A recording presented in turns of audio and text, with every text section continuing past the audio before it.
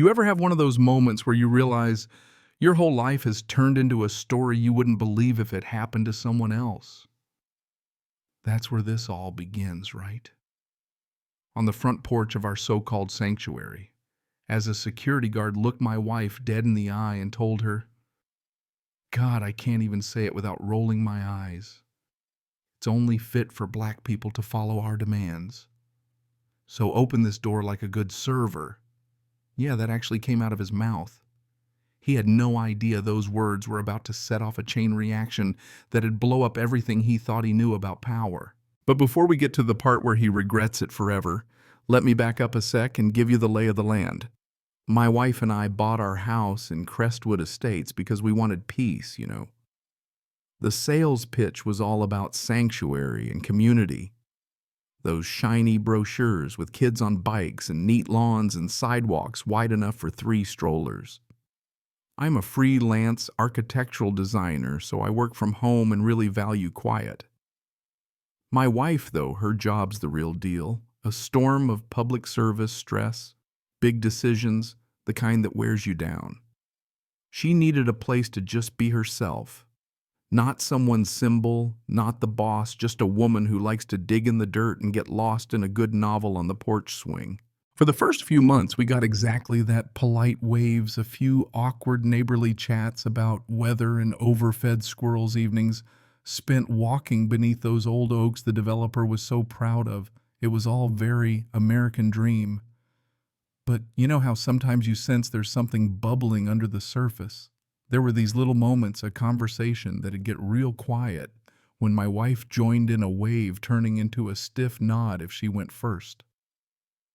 And the HOA security, they started parking out front a little too long, their stares a little too hard.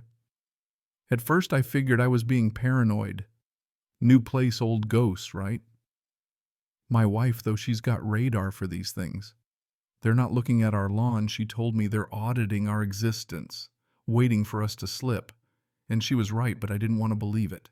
You ever see someone look at you like you're the wrong color? Furniture in their perfect living room, that's the HOA President, Mrs. Gable at the welcome barbecue, smiling, but, you know, it never touched her eyes.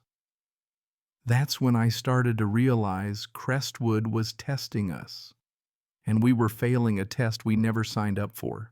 Then came the day everything boiled over. Sun so bright it made the lawns look fake. I'm at my desk grinding away at a deadline, and this hulking white SUV rolls up with that smug Crestwood logo. Not the usual retiree in a sedan. No, these guys look like they just left an audition for HOA SWAT Team. 4 of them, tight polos, tactical belts, faces like they'd never lost an argument in their lives. They march up to our house, one with a jaw so clenched it looked like it might snap. They bang on the door, no more like demand entry, while I'm frozen at the window, heart pounding. My wife isn't home. I call her, my voice shaking a little. The HOA just sent a whole squad to our house. She tells me don't open the door. I'm on my way. She hangs up, and I'm just standing there watching these guys try the doorknob, peer in the windows, fan out around the yard. It wasn't about hedges or trash cans. This was a flex. 10 minutes of that circus, then my wife pulls up, jeans, boots, jacket, not a badge in sight. She walks up, calm as you please, looks at Mr. Jaw Clench and says, "Can I help you, gentlemen?" He barely glances at her.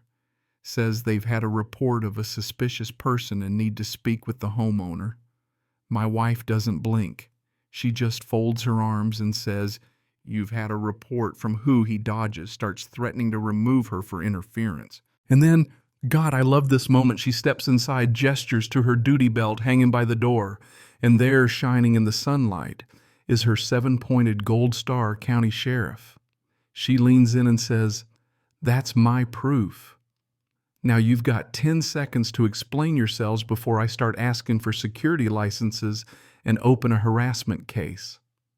Watching Kurt's face melt from smug to panic was, I swear, one of the most satisfying things I've ever witnessed. They mumbled apologies, promised to provide reports, and scurried back to their tank of an SUV, all that swagger leaking out behind them like flat soda. You'd think that'd be the end, right? Bad guys get humiliated, lesson learned, we get our peace. But nah, people like Mrs. Gable don't just give up, they change tactics. Next came the paper cuts. A violation notice for an oleander shrub that had been here since we moved in. A fine for a garden hose left uncoiled for 3 hours. Another for a newspaper left on the driveway too long. It was death by 1,000 cuts. $50 here, 100 there, each one a little message. We're watching you and you don't belong. But the worst was the way the neighborhood changed. Folks who'd once waved now stared through us.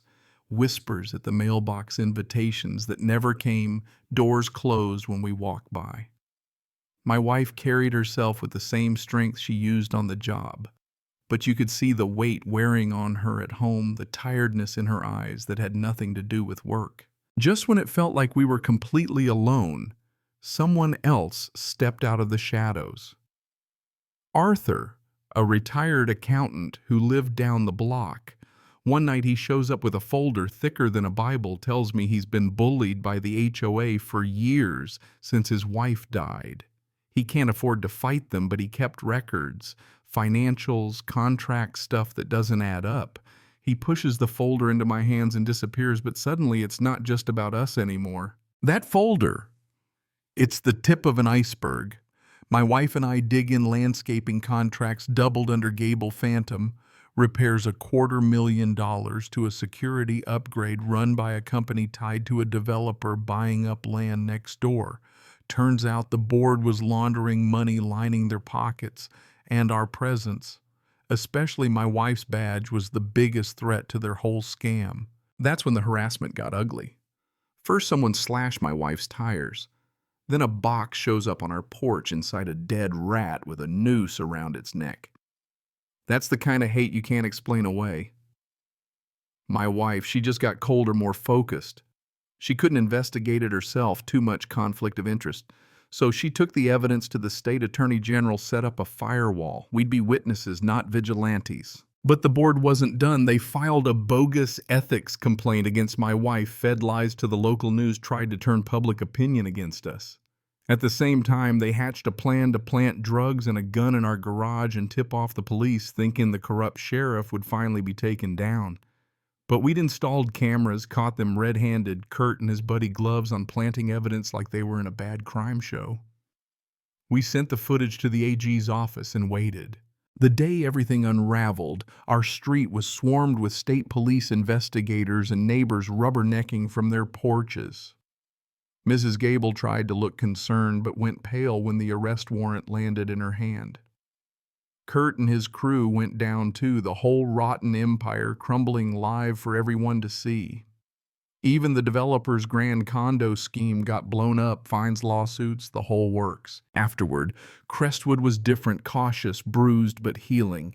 Arthur became the new HOA president. The fines were wiped.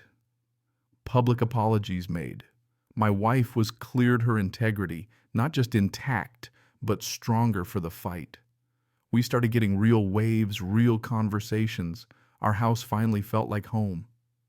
Still, every so often, when a car slows out front or the sky's too quiet, I remember what we had to go through just to sit on this porch together in peace. Funny thing, people ask if it was worth it. If we'd have done it all over again, I guess that depends on what you think a sanctuary's really worth. For us, it wasn't about the house, the lawn, or even the quiet.